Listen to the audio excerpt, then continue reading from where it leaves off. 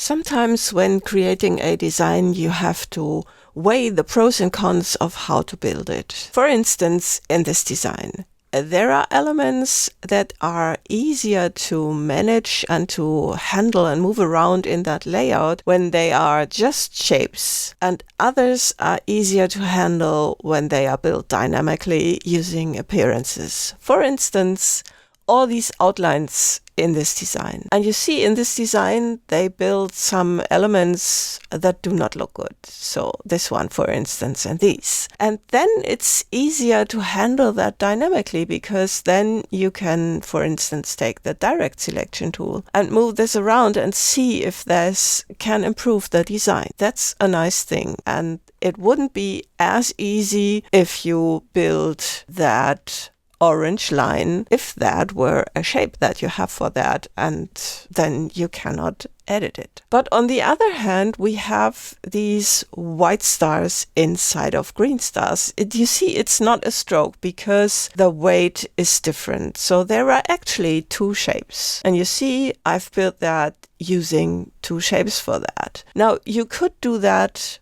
with one shape and then the other star being dependent in it. So when using this, you could take the appearance panel and then add another fill and assign the color white to it, and then make that smaller using the transform effect.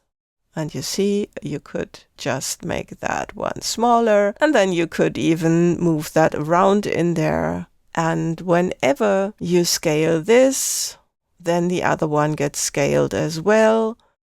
But then when you want to move the white one around easily, it's not that easy because you always have to edit that effect and you cannot just go ahead and move that. So that's probably not a good idea to do that. Let's take a look at this design and see how we can build this. This is text. I want to just leave it that way because also we have all these outlines and probably they change something. So I want to be able to edit the tracking of the text. Now, in order to get a gradient into it, we have to use appearances. There's a way to do that using compound shapes, but I do not want to use that in here. So first of all, what I would do is set the fill of the characters to none. So, and then we take the appearance panel, add a new fill here, set that to the gradient, and then we can use the gradient panel. Let's double click this here to get the gradient panel, set this to 90 degrees, and then we have that gradient. Now we want to have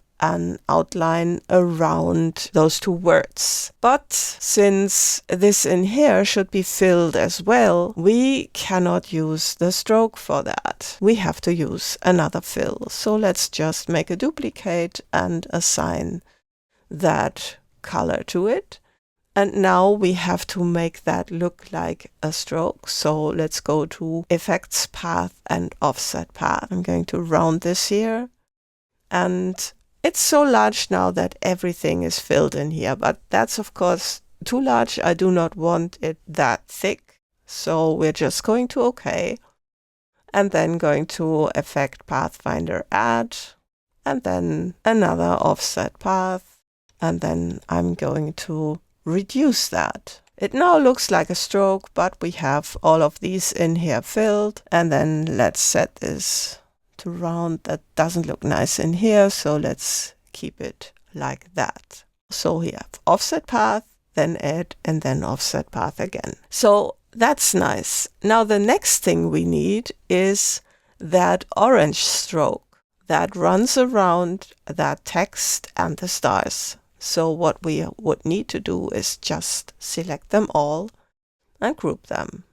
And then we have this group, and we add a new stroke to that, which strokes all of them, of course. So let's first just assign that orange stroke, move it below the contents, and then make it thicker, like 3 points. So that is this stroke. Now this needs to have this block shadow. And this block shadow, we could create that with the transform effect and then making a gazillion of copies, but that is not a great way to do that. that's only okay during ideation and figuring out the layout. So I don't want to use it. I have the Astute Graphics plugins. So let's get the fill and let's move the fill below here. And then, of course, we need to make the fill larger.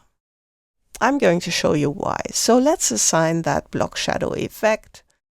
It's in here, we've got stylism, and there is block shadow, and there you see, we've got the block shadow. We can define the length in here. I'm just going to leave it as is. It's taking the color of this fill because this option is turned on. Shadow adopts artwork fill color. But as you can see, we have that orange stroke, and that causes that fill to look smaller. We don't want to have that. So what I need to is apply an offset path effect, which has 1.5 point thickness. And now it's exactly the width of that stroke because that is 3 point, it's centered, and that's where it is, half of those 3 points. So now we have it. But what's still missing is that yellow one that rounds around everything. In order to be able to get that around everything, we need to have another container because we cannot run around that block shadow currently. I want to have an actual container in order to be able to stroke that. So we would need to group that, but it's not possible.